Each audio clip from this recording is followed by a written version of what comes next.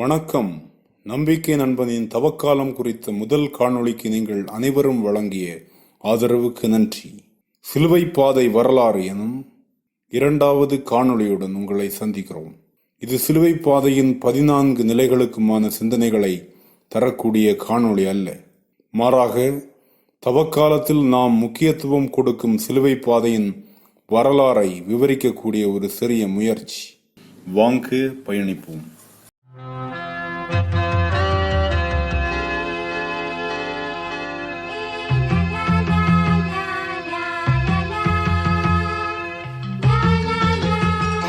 வரலாற்றில் எருசலேம் திருப்பயணத்தில்தான் சிலுவை பாதை பக்தி முயற்சி முதலில் துவங்கியது. ஏனென்றால் இயேசுவின் வாழ்வில் சிலுவை பாதை குறித்து காட்டும் பாடுகள் அனைத்தும் நடந்த இடம் எருசலேமே. எருசலேம் நகரமானது 1187 செப்டம்பர் 20 முதல் அக்டோபர் 2 வரை முற்றுகையிடப்பட்டது. பின்பு அந்த நகர் சலதீனிடம் சரணடைந்தது. அதன் பிறகு புனித நகரான எருசலேமுக்கு கிறிஸ்தவர்கள் நுழைவது கடினமான ஒன்றாக இருந்தது. 40 ஆண்டுகள் கழிந்து சூழல் மாறிய போது எருசலேமில் திருப்பயணிகள் செல்லத் தொடங்கினார்கள். பிரான்சிஸ்கன் சபை துறவிகள் எருசலேமில் அனுமதிக்கப்பட்டார்கள். பிரான்சிஸ்கன் சபையின் நிறுவனரான புனித பிரான்சிஸ்கு அசிசியார் இயேசுவின் பாடுகளை தியானிக்கும் த பேஷன் ஆஃப் கிரைஸ்ட் அருள்வாழ்வு முறைக்கு முக்கியத்துவம் கொடுத்து வந்தார். எருசலேம் நகரில் பிரான்சிஸ்கன் துறவிகள் அழைக்கப்பட்டனர். புனித பிரான்சிஸ்கு அசிசியாரோ புனித நகரத்தின் மேல் கிறிஸ்தவர்களுக்கான பக்தியினை வளர்ப்பதற்காக புனித நகர் பக்தியின் காப்பாளர்கள் எனும் ஒரு அமைப்பினை தனது துறவற சபைக்குள் உருவாக்கினார். 1342 ஆண்டு பிரான்சிஸ்கன் சபையின் இந்த முன்னெடுப்புகளை கண்ட திருத்தந்தை 6ஆம் கிளமெண்ட் புனித நகரின் பக்தியின் காப்பாளர்களாக பிரான்சிஸ்கன் துறவிகளையே அதிகாரப்பூர்வமாக அறிவித்தார். இக்காலத்தினை ஒட்டி பல திருப்பயணிகள் இயேசுவின் பாடுகளின் சாட்சியாகி எருசலேமை அடைவதற்காக தனித்தனி குழுக்களாக திருப்பயணம் செல்லத் தொடங்கினார்கள். அந்நாட்களில் புனித நகரமான எருசலேம் இன்று காண்பது போல் சென்றடையும் சாலைகளையும் தங்குவதற்கான விடுதிகளையும் விளக்கிச் சொல்வதற்கான வழிகாட்டிகளையும் விற்பனைக்கான கடைகளையும் உணவு விடுதிகளையும் கொண்டிருக்கவில்லை. அப்பயணங்கள் இயேசுவின் வாழ்வோடு பாடுகளோடும் தொடர்புடைய இடங்களை தேடி அலைந்து அவற்றை கண்டுபிடித்து அவற்றிற்கு அடையாளம் கொடுத்து கொண்டிருந்த பயணம். திருப்பயணிகள் வழியில் பல சவால்களை சந்தித்து வந்த காலம் அது. காலப்போக்கில் 12ஆம் நூற்றாண்டிலிருந்து 14ஆம் நூற்றாண்டு வரை எருசலேம் நகரை அடைவதற்கு திருப்பயணிகள் ஒரு சீரான பாதையை பயன்படுத்த தொடங்கினார்கள். பிற வழிகளிலிருந்து இதனை பிரித்து பார்த்தனர். இந்த பாதையே புனிதமான வழி என்று அர்த்தம் பெறும் பொருட்டு வியா சாக்ரா என்று லத்தீனில் அழைக்கப்பட்டது. வியா என்றால் லத்தீன் மொழியில் வழி அல்லது பாதை என்று அர்த்தம். இந்த வியா சாக்ரா என்பது எருசலேமை அடைவதற்கு பொதுவாக திருப்பயணிகள் பயன்படுத்திய வழியே தவிர சிலுவை பாதையின் முன் வடிவம் அல்ல. இவ்வாறு தொடர்ந்த எருசலேம் திருப்பயணங்கள் இயேசுவின் பாடுகளோடு தொடர்புடைய இடங்களை தனித்தனி நிலைகளாக அடையாளம் கண்டுகொள்ள தொடங்கின.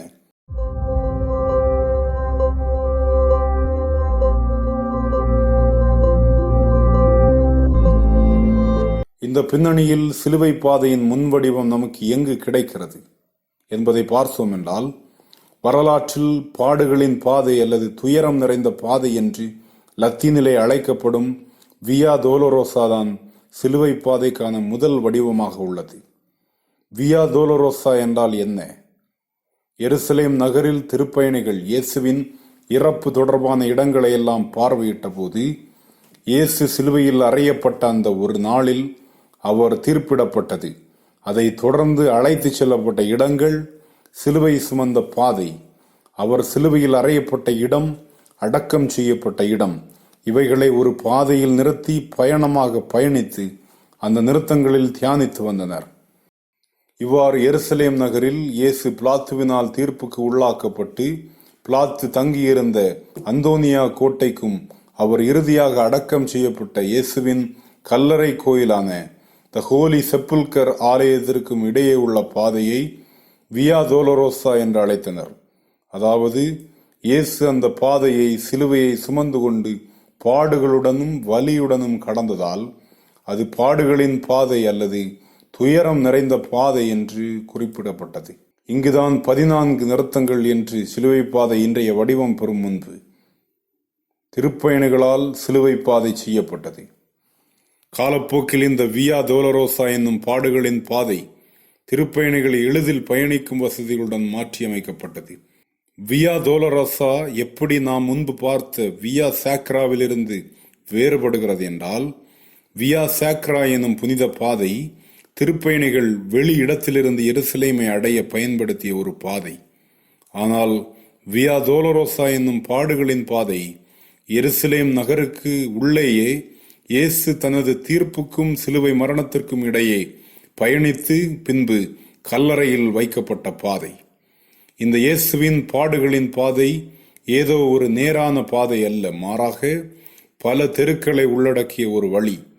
பிலாத்து எருசலேமில் தங்கியிருந்த அந்தோனியா கோட்டையில் ஆரம்பித்து இயேசுவின் கல்லறை இருக்கும் த ஹோலி செப்புல்கர் ஆலயத்தை அடையும் வழியே வியா டோலரோசா என்று அழைக்கப்படுகிறது.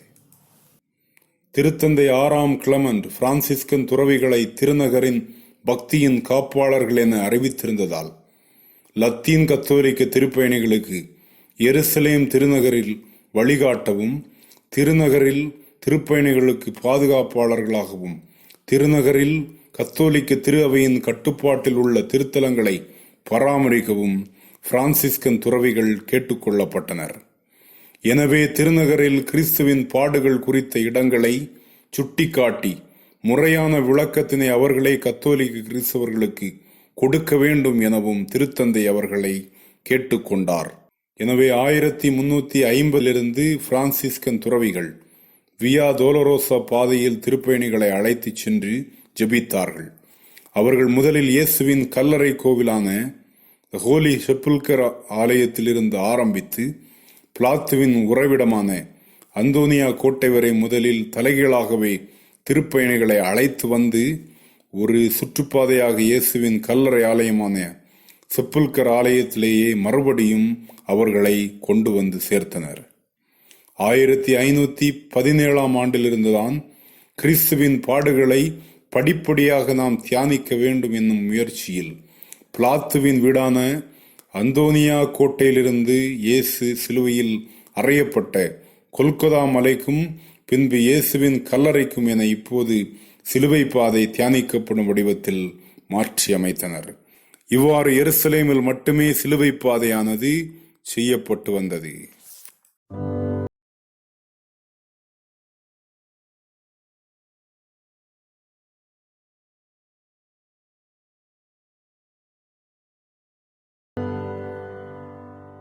இவ்வாறு எருசலேமில் திருப்பயணிகள் செய்து வந்த சிலுவை பாதையினை உலகின் பிற இடங்களுக்கும் கொண்டு செல்ல வேண்டும் என்னும் முயற்சியில் பிரான்சிஸ்கன் துறவிகள் ஐரோப்பிய நாடுகளில் சிலுவை பாதை பக்தி முயற்சிகளை பரப்பினர். எனவே அங்கும் சிலுவை பாதை நிலைகளை நிறுவ ஆரம்பித்தார்கள். இவ்வாறு அவர்கள் இந்த சிலுவை பாதை பயணத்தினை பிற இடங்களில் அறிமுகப்படுத்திய நேரம் இயேசு பாடுபட்ட இடங்களின் முக்கியத்துவத்தினையும் தாண்டி இயேசுவின் பாடுகளை மட்டும் முக்கியப்படுத்தினர்.